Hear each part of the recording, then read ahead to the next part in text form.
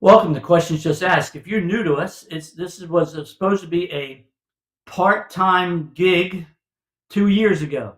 But the questions keep rolling in, so if they keep rolling in, I'll keep answering them. You can send your questions to me, Chaplain John Ring, at john@hopelowcountry.org. That's john@hopelowcountry.org. And if you want to know when your question is going to be answered, I'll let you know. Just say, hey, let me know when it's going to be answered on your email, and I'll let you know.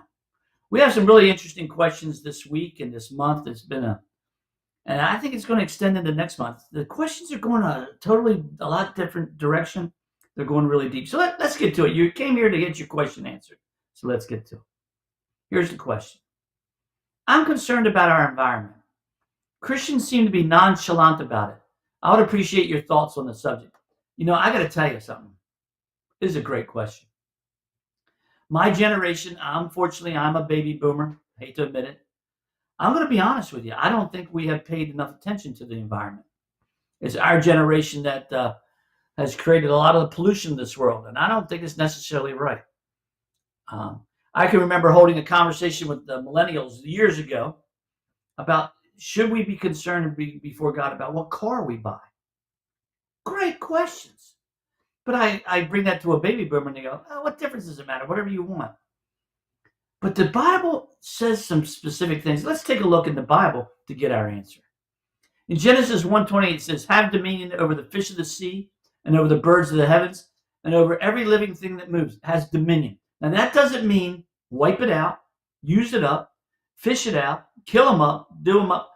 It means to take care of them. It means take care of your environment. So the first concept all the way back in Genesis was have dominion. Yes, you have dominion over it, but you're charged with taking care of it. Wasn't Adam and Eve charged with taking care of the garden? Yeah, they were. In Psalms 24:1, we read, the earth is the Lord's. What if we treated the earth like it's the Lord's and not ours?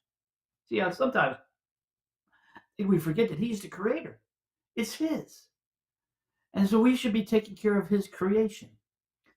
Jeremiah 2:7 says, I brought you into a plentiful land to enjoy its fruit and its good things. And when you came in, you defiled my land and made my heritage an abomination. He says, I brought you into this land. This is what he's telling the Israelites.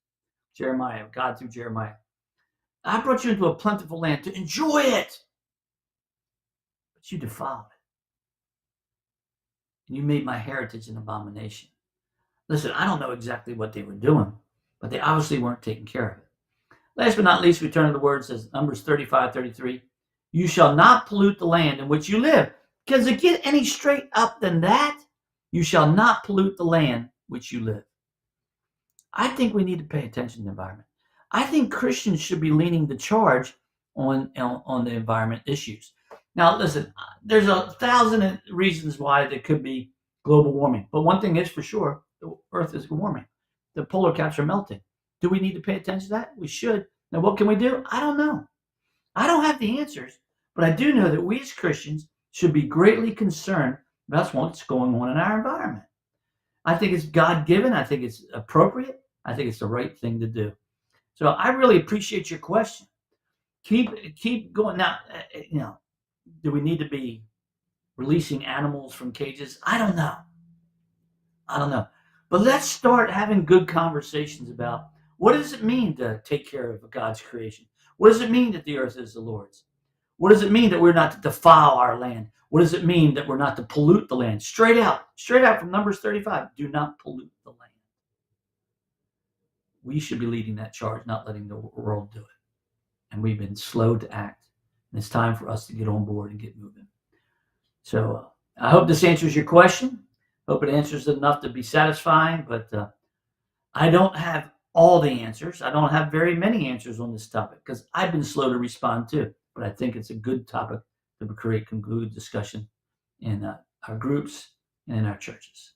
Thanks for asking that question. Join us next week where we're going to be talking about women in the church. It might be an answer you don't want to hear. So, hey, join me next week. Let's see what you think.